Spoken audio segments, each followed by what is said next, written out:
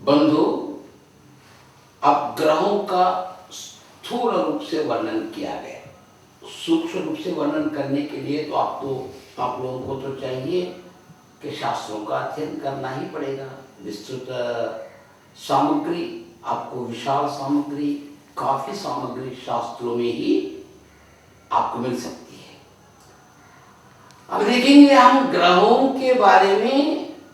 एक प्रकार का ज्ञान हमें प्राप्त होने पर भी केवल ग्रह ही नहीं, ग्रहों के अंतर्गत बहुत सारी रेखाएं दिखाई पड़ती हैं। ऐसी रेखाओं में बड़ी बड़ी रेखाएं होती हैं, छोटी रेखाएं होती हैं, खड़ी रेखाएं होती हैं, उठी रेखाएं होती हैं, आड़ी रेखाएं होती हैं, खंडित रेखाएं होती हैं, खंडन रेखाएं होती हैं, वक्र रूप से चलने वाली रेखाएं होती हैं, गिरी रेखाएं होती हैं, बारिश के समय टेढ़ी रूप से चलने वाली रेखाएं, उनके बहुत सारे रूप रेखाएं हैं। इनको चिन्ह भी कहते हैं, रेखाएं। इनको दो भागों में हम बांट सकते हैं, एक चिन्ह, रेखाएं। इन रेखाओं का प्रभाव व्यक्ति के जीवन पर इतना प्रभावशाली होते हैं कि पूरे भाग्य को बदल सकते हैं। एक छोटी सा रेखा बड़ी हो गई तो वर्णन में अंतर हो जाता, काफी अर्थ भी बदल जाता है, प्रेडिक्शन करने में अंतर आ जाता है। ऐसे परिवर्तन केवल छोटी रेखाओं में ही नहीं, बड़ी बड़ी रेखाओं में जीवन, बुद्धि, हृदय जैसी रेखाएं हैं, वैसी रेखाएं में दिखाई पड़ती। रेखाओं के परिवर्तन से क्या अंतर पड़ता है, संक्षिप्त रूप से एक छोटे से चित्र से मैं बता दूंगा, शायद आप समझ सकेंगे। समझाने का प्रयत्न तो कुछ करूंगा, लघु प्रयत्न करूंगा। मित्रों, समझिए कि एक चित्र है।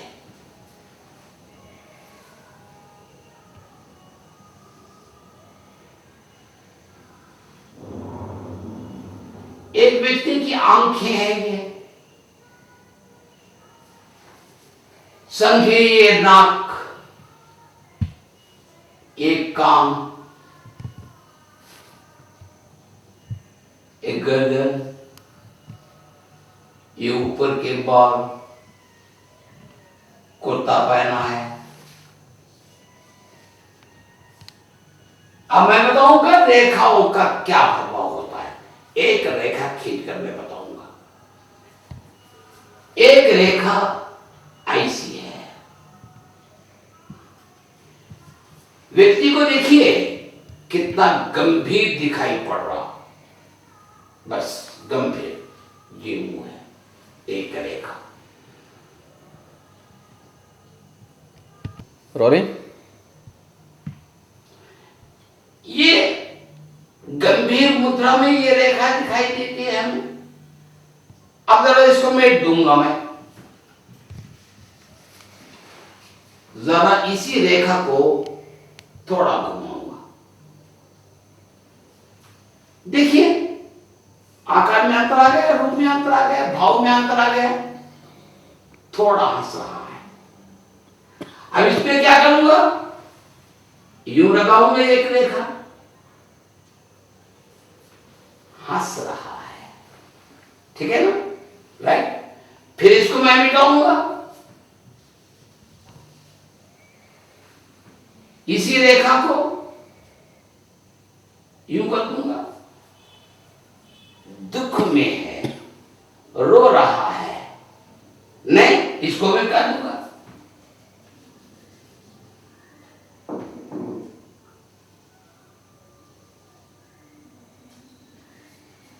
आश्चर्यचकित है।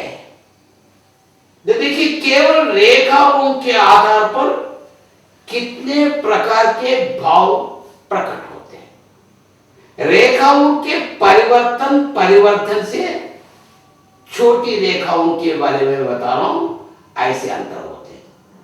हाथ में हमें जो रेखाएं दिखाई पड़ रही हैं, सभी रेखाएं परिवर्तनशील हैं। एक स्कैन निकालकर आपके पास रख लीजिए, एक 5-6 साल के बाद देखिएगा काफी रेखाएं नहीं आ जाएंगी, पुरानी रेखाएं मिट जाएंगी या हल्के हो जाएंगे, दीर्घ हो जाएंगे, काफी परिवर्तन हमें दिखाई पड़ते हैं। ये छोटी रेखाओं के बारे में मैं बता रहा हूं। अब बड़ी रेखाओं के बारे में बताऊंगा, इस चित्र को मैं दूंगा। ये तो छोटी रेखाओं के बारे में, अब इसको मिटा दे रहा हूं मैं, मिट दूंगा। अब देखिएगा ये आकार है,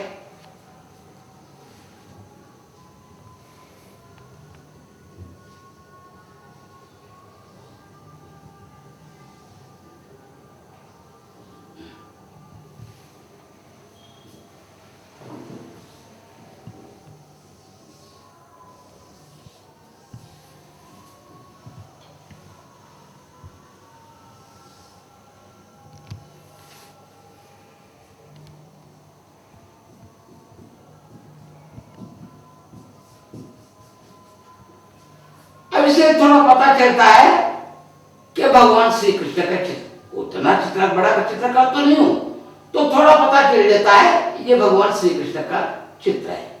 बड़ी रेखाओं के बारे में बता रहा हूं, छोटी रेखाओं के बारे में नहीं। अब मैं इस चित्र को हनुमान की मूर्ति बनाना चाहता हूं, बस थोड़ा परिवर्तन लाने की जरूरत है, थोड़ा ही नहीं, कभी कभी ज्यादा ही परिवर्तन, क्योंकि बड़ी रेखाएं हैं ना।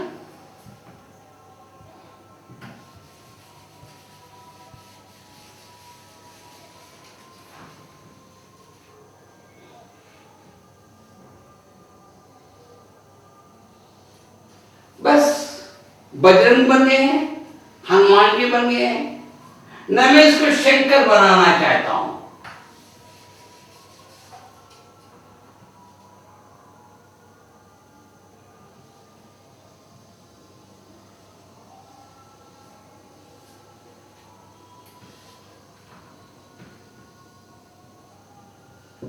शंकर का आकार बन रहा है,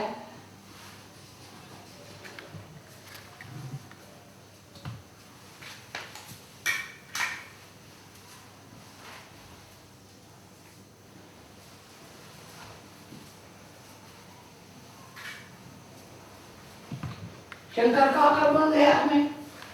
यानी बड़ी रेखाओं में ये विषय मैं बता रहा हूं, कभी कभी छोटी रेखाओं से ही एक चित्र बन जाता है, ये भी बताऊंगा।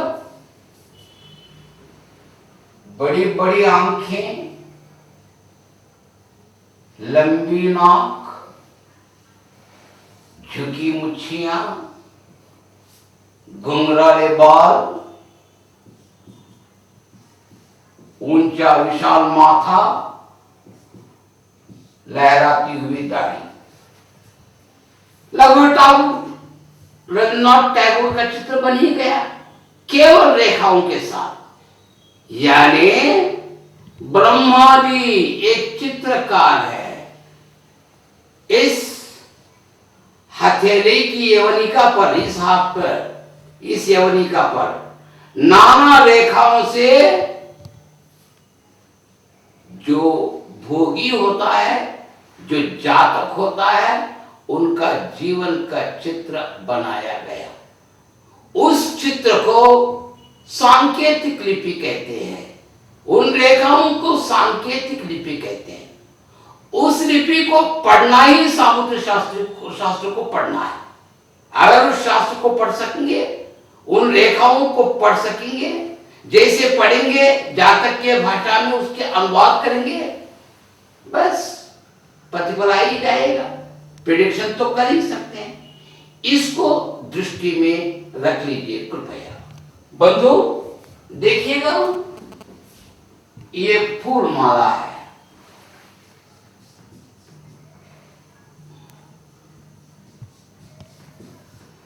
फूल माला की एक शोभा होती है, बीच बीच में बड़े बड़े आकार में ये फूल होते हैं।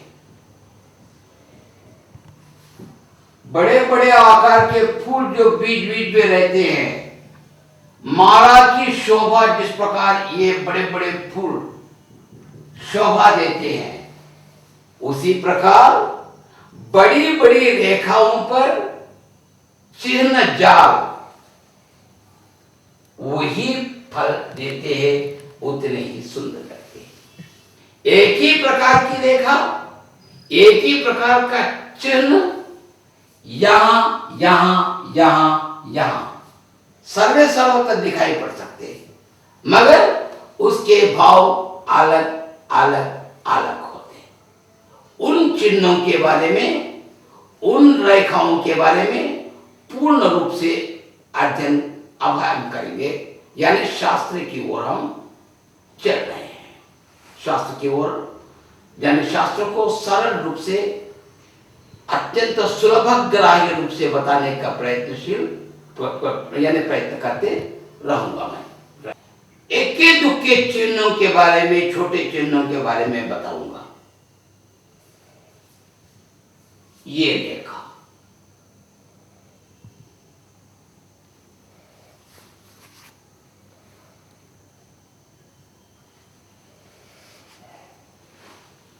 और ऐसी एक रेखा होती है।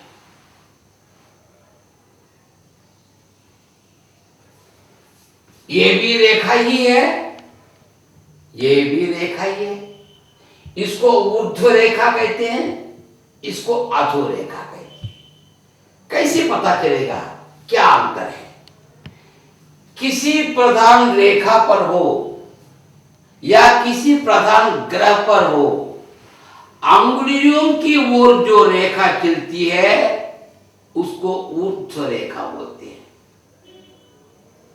और एक बात कहूं कि ऊर्ध्व रेखा का नीचे का भाग थोड़ी सी मोटी होती है, जैसे जैसे अंगुली की ओर चलती है वैसे वैसे पतली होती जाती है।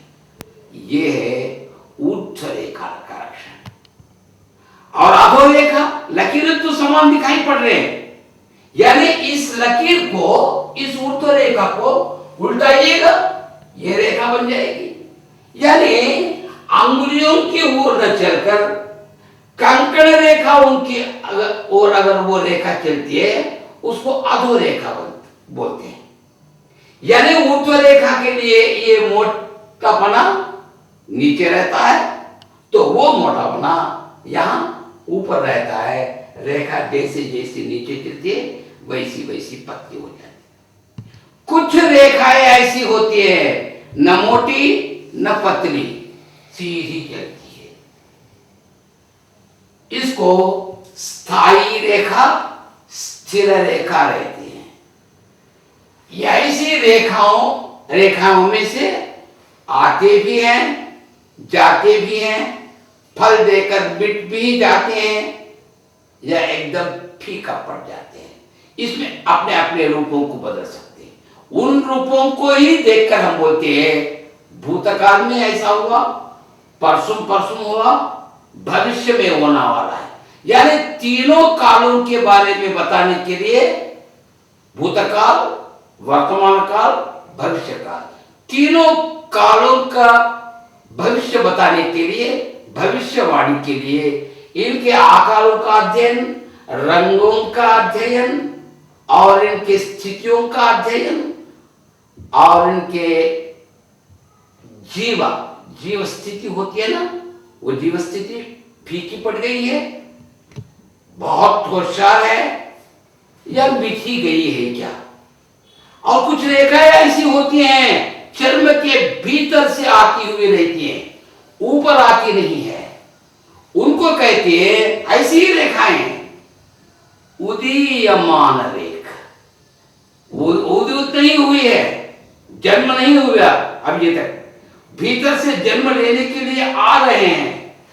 जब तक हथेली में वो ऊपर दिखाई नहीं पड़ता तब तक उसके फल के बारे में नहीं कहना चाहिए। कब तक ऊपर आ जाएगा? शायद हो सकता है 9 महीने, 6 महीने से लेकर 9 महीने के भीतर वो रेखा हथेली में आ जाएगी। अगर नहीं आ जाएगी तो हम प्रयत्नशील नहीं है, वो ढीली पड़ जाएगी, फीकी पड़ जाएगी, भीतर ही मिट जाएगी, यानी उसका फल हमें प्राप्त नहीं होगा। यानी ये पूरे ग्रह स्थान जो है ये क्षेत्रफल देते हैं।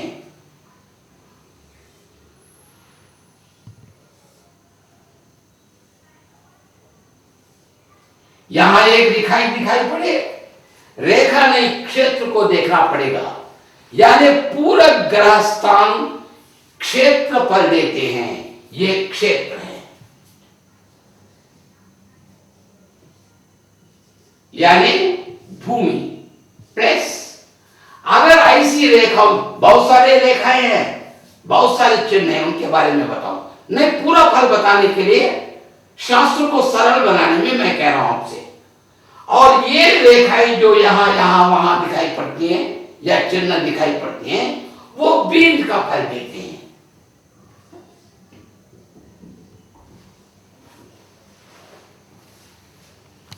यानी क्षेत्र अच्छा है, गुरु समतल में है, सहज स्थिति में है, सहजानुपात में है, सजीव है, और उसमें एक सजीव ऊर्ध्व रेखा आ गई है। ऊर्ध्व रेखा फल बहुत अच्छा होता है। यानी भूमि अच्छी है, बीज अच्छा है। भूमि बीज ये दो जब अच्छे रहेंगे, हर कोई शास्त्रज्ञ कहते हैं कि अच्छा फल मिलेगा।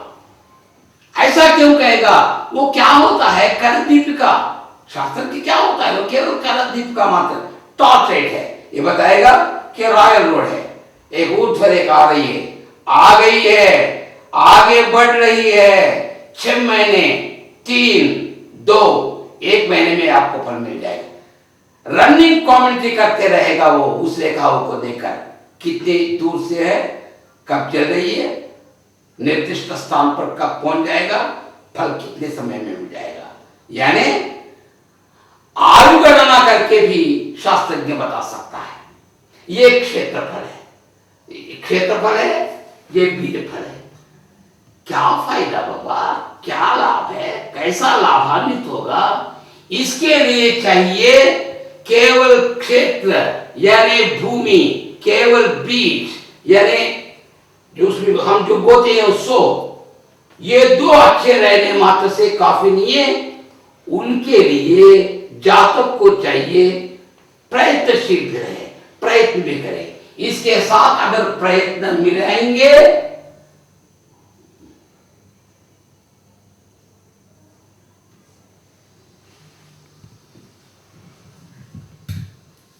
इसका फल निकलेगा अच्छा भविष्य।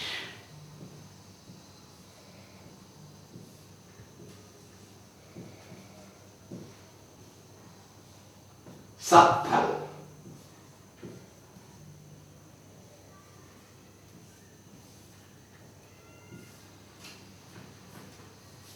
इसकी कमी रहे तो भी सत्फल नहीं है।